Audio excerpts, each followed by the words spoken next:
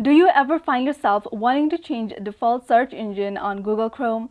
Well, if so, you've come to the right place because today I'm going to show you how to change default search engine on Google Chrome. Let's get started. The first thing you want to do is go ahead and open your Google Chrome. And then at the top right corner, you'll see three dots. So just tap on that. And then all the way down, you'll see settings right here. So just tap on settings. So you can see under this basic headline right here, it says search engine at the very first option. So just tap on search engine.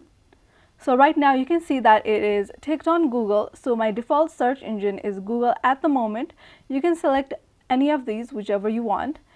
And then once you tick it, you can just go back. And you can see now my default search engine is Yahoo. So that's it. That's how you change default search engine on Google Chrome. If your problem was solved and you're satisfied, do leave a like, comment, and subscribe.